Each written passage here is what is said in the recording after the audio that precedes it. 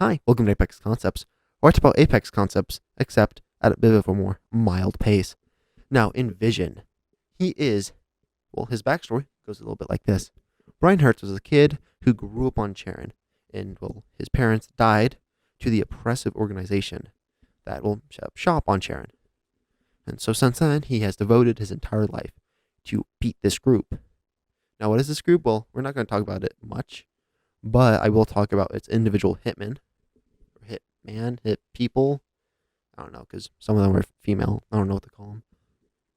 But yes, we'll talk about them in their own separate videos, as they all have legend concepts for them.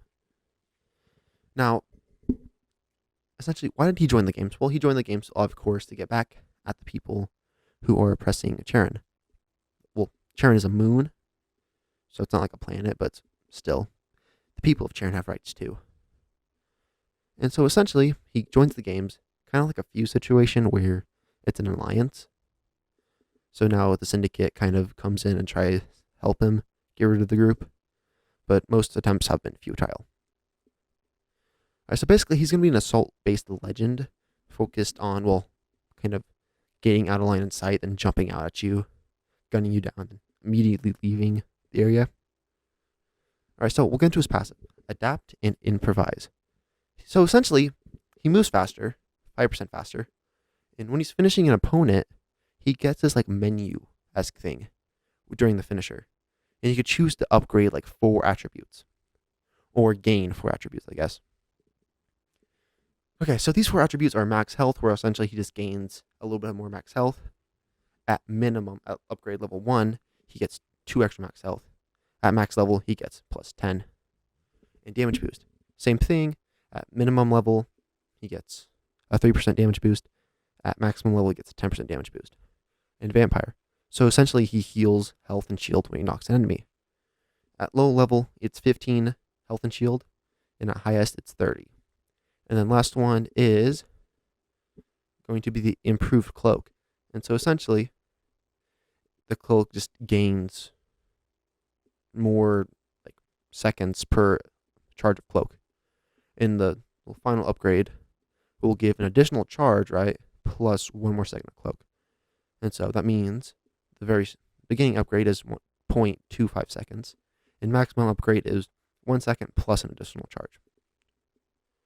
Now, this passive, I like it because you can upgrade your abilities as the game goes on. So instead of just getting better guns, better attachments, and like better equipment, maybe like, I don't know, better like ordinances. But you actually improve your attributes. And so essentially each individual upgrade has 4 different like slots. So, like I said, max health, for example, you gain 2 health on level 1, 4 health on level 2, 7 health on level 3, and 10 health on level 4. But you have 5 of these max. And at max level, you can decide if you want to get another attribute or not. And I would probably recommend going for max health, vampire, or the improved cloak, because the damage boost just doesn't do too much. And of course, finishing enemy, that's kind of annoying, right? Well, I decided, what if instead of just outright killing them, it does 99 damage to them? So yeah, you could still, kill them immediately, but you still have to like hit a bullet on them.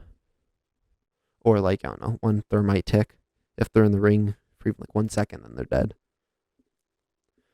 Alright, so next on is to his tactical. Now You See Me. This tactical makes him completely invisible. While he's invisible, he can heal, but he heals 30% slower, and all his footsteps are 50% quieter. When he's standing still, cloak duration will go by 20% slower, walking as the cloak duration go by normally, and sprinting will have it burns through it 50% faster. Now, this ability in itself is pretty insane, as you can just immediately go invisible, run away, or maybe go in to an unexpected spot, and then just boom, you're there. But there's a bit more to this, mainly in its charges. Like I said, each charge, yeah, that's right, he has multiple charges of this. But so essentially he has 5 charges, but each charge is 2.5 seconds of cloak. You can hold the ability down, or like I'm thinking like a setting where it's like you just tap it and it uses like a certain amount of charge. So yeah, he has 5 charges. Each charge is 2.5 seconds. And the cooldown per charge is 7 seconds. Of course, when he's scanned, he will be revealed, and he will lose 3 charges of cloak. Of course, it will not. So if you're not cloaked and you get scanned, you don't lose anything. But if you are cloaked, well, you just lose your tactical charges, which isn't good. Of course, with the improved cloak passive maxed out, each charge gains 1 second of cloak, and he gains another charge. Which, yeah, that definitely can be a lifesaver. In his ultimate, it's either the most broken or the most worthless thing.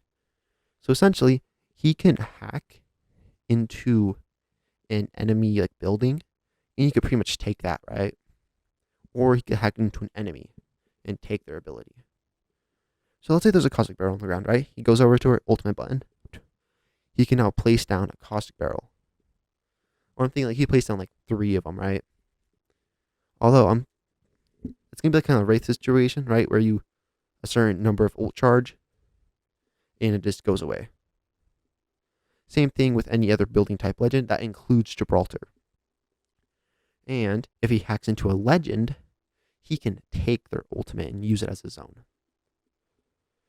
Alright, so yeah, basically, I'm thinking if he goes into a legend and hacks into them, right, he gets their ultimate, and he just has it, right?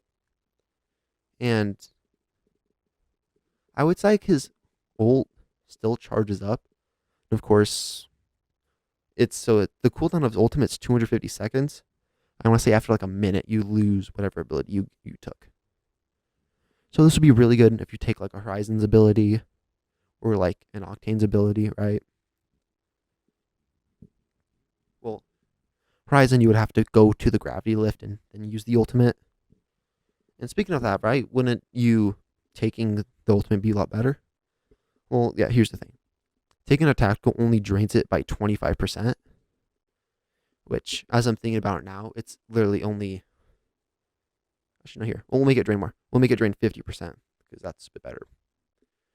So yeah, again, you still have to wait 60 seconds after using it, which, if you hold on to the tactical for that long, I think you'll be fine. Also, depending on the legend, you get more charges. So like I said, with Caustic, you would get 3 charges. Octane, I'm thinking like 2 charges, but maybe you wouldn't get hurt from using it. You know, kind of like their abilities would be kind of changed around to actually be more useful for him.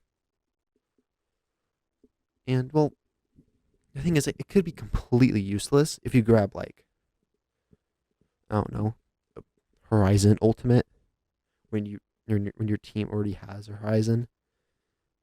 Or I guess when the enemy team has a Horizon, right? You take their ultimate, then what?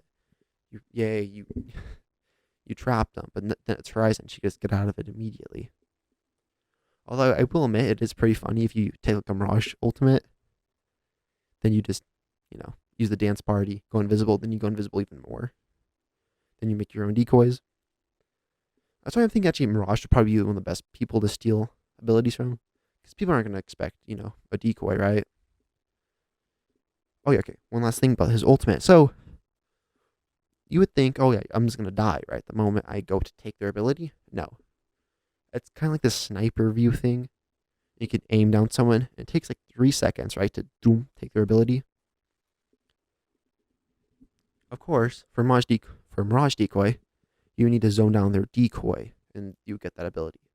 And I'm thinking like 4 or 3 charges for it. Alright, that's going to be it for Invision. The hidden something. I don't know what I called him. I'll remember it on the title. Now, what do we say? Well, we say think about games, sweat, and get W's, and I will see you beautiful people later.